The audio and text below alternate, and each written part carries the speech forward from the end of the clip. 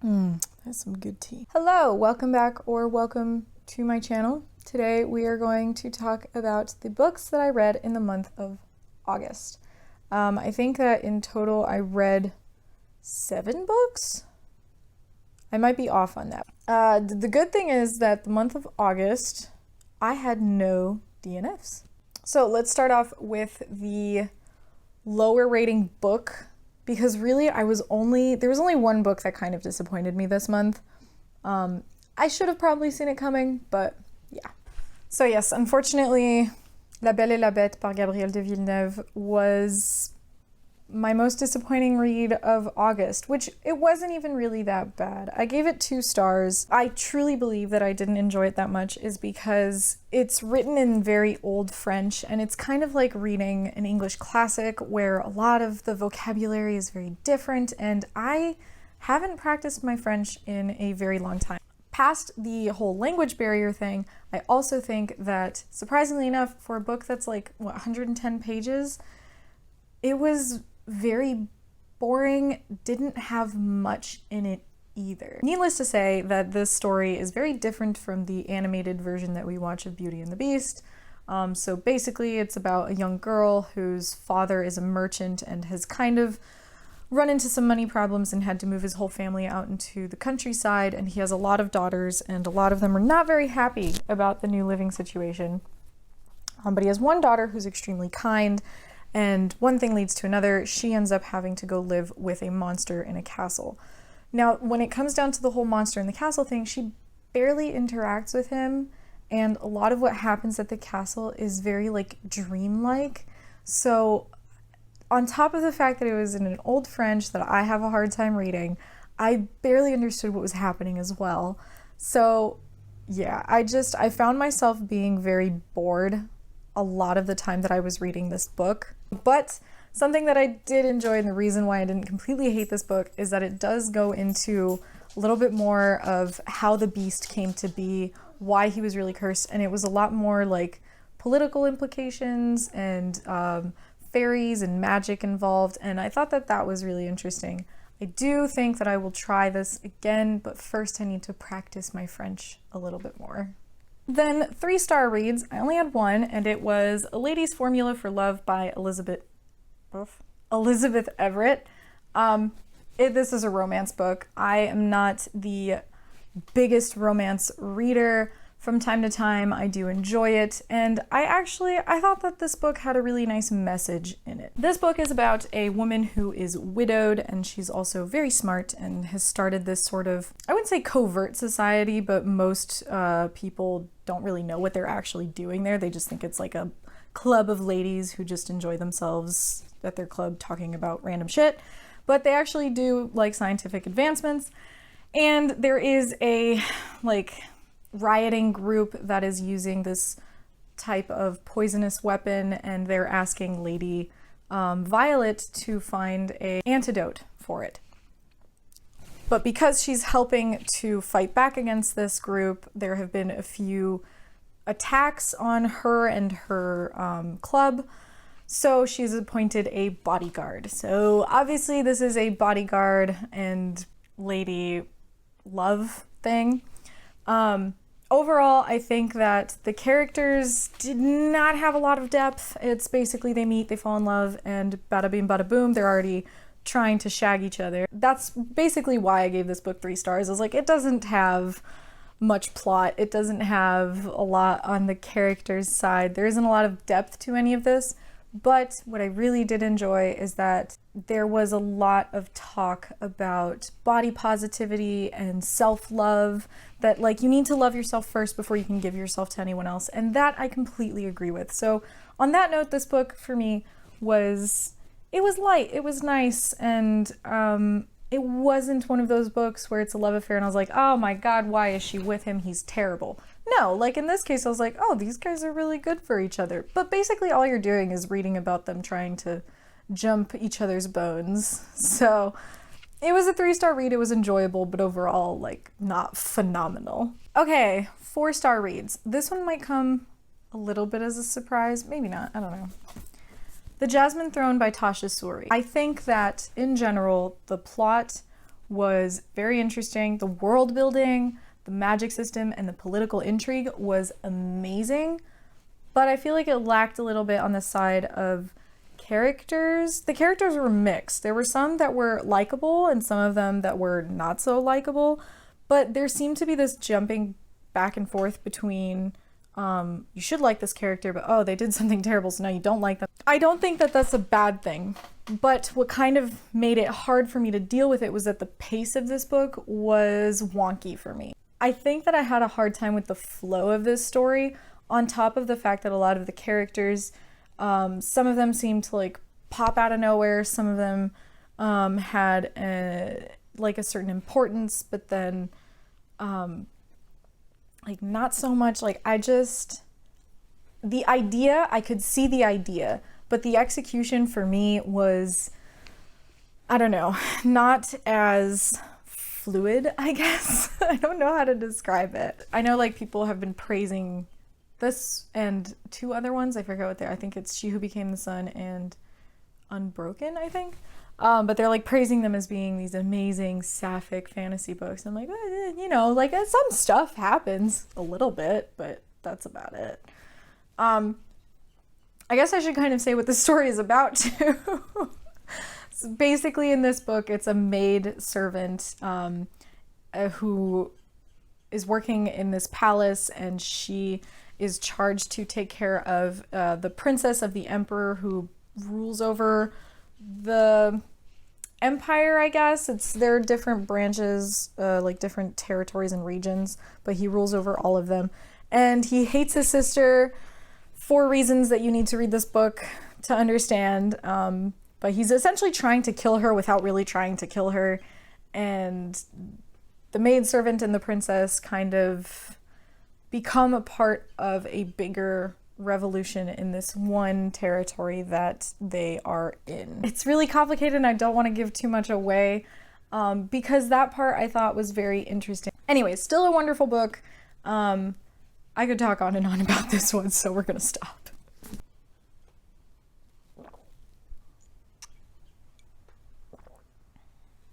Some good tea. A Gathering of Shadows by V.E. Schwab. This book I gave 4.5 stars. This is the sequel to A Darker Shade of Magic in the Shades of Magic trilogy. I will say this every time, I think. I haven't read all of her books, but V.E. Schwab's books, I love the characters. The characters are probably the best part because they're just so human.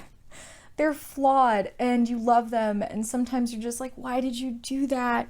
And even some characters that you like, I hated the king in here, but then I also understood the king and I was like, okay, I guess. Needless to say, I enjoyed this book. There were some things that were not as good, but let's start off with all the good stuff. First of all, I really like that you spent more time with Delilah because she's a very interesting character. I would describe her as being an adrenaline addict. Because that's what she is. She literally admits it at some point in this book. The other thing is that you got a lot more setting and world building in this book than in the first one, which I also enjoyed, but still I felt like there wasn't enough world building because in this book you spend more time in Red London, and Red London seems to have a pretty interesting political system where they mention these different regions from which people come, and they have magic, and they have different kinds of magics, and they have different kinds of philosophies. And I thought that was really interesting, but there wasn't really a lot of that being explained or given, which I get because really I feel like this book was a lot about Delilah figuring herself out in this new world, and also about Kel dealing with a lot of shit. I swear I almost cried for Kel at least 3 times in this book. I felt so bad for him. The negative sides I would say is that this book is like the center of it, it's supposed to be these big magical games that are happening, which are like harmless. It's not like a big huge competition, but it's something that's a tradition that comes around every few years. And it's supposed to be the focus, but at the same time, I felt like it wasn't. Like, not enough was really spent in the games or about the games. The magical games were kind of like a sideline while the characters were dealing with their own stuff. Also, the actual plot in this book didn't happen until the end. Like, there were pieces where you're like, oh, this is what is going to happen. Like, you know what's going to happen. That's also something I enjoy about V. Schwab's books, is that she doesn't necessarily focus on there being like a thing that you don't really know what's going to happen. You know what is going to happen. You're just curious when and how. So I really enjoyed that as well. And I want to read the third book because I feel like it's going to hopefully give me more background on Kel, because that's something that I'm still a little upset about. But yeah, overall, really love this book. Alrighty, let's get into the 5 stars now. I actually had 3 5-star books. The first one kind of surprised me. It was actually the first book that I read in August, and it was for my library book club. And it was Darling Rose Gold by Stephanie Roble. This is a thriller book, and it is also based on a true story. It's about a young girl who was abused by her mother, not physically, but medically and psychologically. Her mother made her believe that she was sick all the time, that she constantly needed to like be intubated and need to take medication. She in a wheelchair, she was too weak, blah, blah, blah, blah, blah. And it turns out it was all a lie. So throughout this book, as you're reading it, there's actually a little bit of confusion, because the mother is persuaded that her daughter was sick and that she was doing her best to take care of her. So you don't really know. There are times when you're just like, so wait, the mom did nothing? Was it all the daughter's fault? No, the mom definitely did it. It's not the daughter's fault. So there was a lot of that. I think that what I really enjoyed in this book, and I said it to my book club too, is like, I liked that you end up not liking any of the characters. They're all terrible people. There's only one character that's technically good, and you meet him for like a chapter. So I don't know, I thought it was really well done, because there is a way to write bad characters, as in like characters that you don't want to like, but still do it right. And I think that Stephanie Roble did a really good job with it in this book. Also, the way that this story happens is very different from the real event that it was based on. If you're curious, look up the book, look up what it was based on. It's pretty gruesome. And our book club agreed that the way the author wrote this kind of inspired story is way worse than what happened in reality, because in the book, it's just so much, like, it gets cringy sometimes. Sometimes it's pushed to an extreme. And I would just say that it's very psychological. The way that, well, first of all, the mother convinced her daughter that she was sick. Then the daughter getting back at her mother in the way she does it is just, oof, my gosh. But I don't want to say too much about it, because I really do think that you have to read it. I'm not going to say this was a phenomenal book, but I enjoyed it through and through. I had no real qualms with it. I wasn't blown away by it, but yeah, like, I thought it was really well written. I thought the plot was good. The pace was good. Everything about it was really good to me. So yeah, that was my first 5-star, and it was how I started the month, so that was really good. My second 5-star book was The Southern Book Club's Guide to Slaying Vampires by Grady Hendrix. It is a book club of women who are trying to get rid of a vampire in their town. This book, oh man, how am I going to get into it? I do think that this book has a lot more to it than just a book club of women and a vampire in the town. I think that this book actually delved a lot into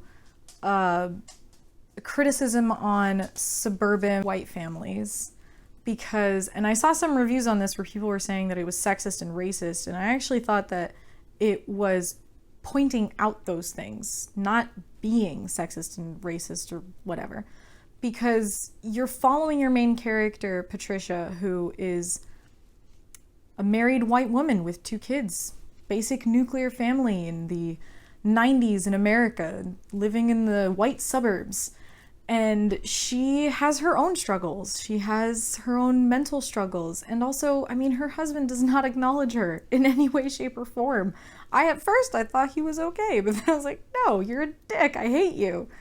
Then there's also the criticism on, they have a cleaning lady who comes in and she gets barely acknowledged by the other women who are in the book club. There's just a whole bunch of these criticisms that happen, all while Patricia is trying to make herself heard and still being ignored by her husband and by her friends. Like the book club, it's not that tightly knit of a group. And I think that was also a wonderful criticism, is that people will save themselves before they'll stick their neck out for you, even if you think that they're your best friend. And I think that was part of the horror as well, is how horribly people treat themselves or treat each other. I think that was a big part of this book as well. And I just have a feeling that some people didn't get that, maybe, because I saw a lot of negative reviews for this book and I really liked it. I thought that it was blended in very well with gore and really disturbing moments. My gosh, there's just one moment where I closed my book and my husband looked at me and he was like, "Are you okay?" I was like, "I need a minute."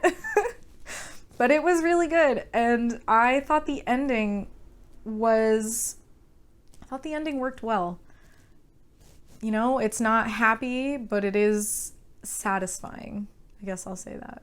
So yes, I enjoyed this book and I really do want to read more by Grady Hendrix. I think that his mix of societal criticism, humor, and gore horror was wonderful. The last 5-star book that I had this month was The Shadow of the Gods by John Gwynne. My gosh, this book was awesome. This is an epic fantasy with a lot of monsters, 3 points of view, and heavily Viking inspired. This book was great. I loved it. I very much enjoyed how different all 3 of the points of view were. I just want to say, Orca, I love you. You're amazing. She was awesome. Overall, this book was chock full of adventure, action. It got brutal and gory, and I swear to God, I cried. I don't even care what people say. I cried. I cried, and I also got angry, and I was rooting so much for mostly Orca. So the world building in this was it was really good. I thought that the way that it explained how the gods used to exist and how they they like murdered so many humans and ended up eating each other up, and it just like a vicious cycle of being too powerful, and now there's kind of this what was left of them. So the Shadow of the Gods, like, it makes a lot of sense because there is something left of them. I don't really want to talk about it because I do think that if you read the book, it will be a lot more interesting to figure it out as you go along, because that's basically what the plot is that you start off with 3 characters who are each in a different time in their lives, each in a different situation, and what was left of these gods in the world that they live in heavily influences the adventures that they go on. I will say the very end, I was very upset with myself. I was like, I should have known that. But I was so distracted by the epic awesomeness and brutality of this adventure story that I didn't even think about it. So that is it for my August wrap up. I had a really wonderful reading month, and I hope that my month of September will be just as good, if not better. If there are any of these books that you read or that you haven't read and you want to add them to your TBR, let me know down below. Tell me what you thought of these books, or tell me like, yep, I am adding these books now. If you have differing opinions too, like, feel free to write those down. Just be respectful, right? We have to be respectful. Just because it's the internet doesn't mean we're allowed to be dicks. Yeah, that's it for me. Bob didn't listen to the haters. Bye.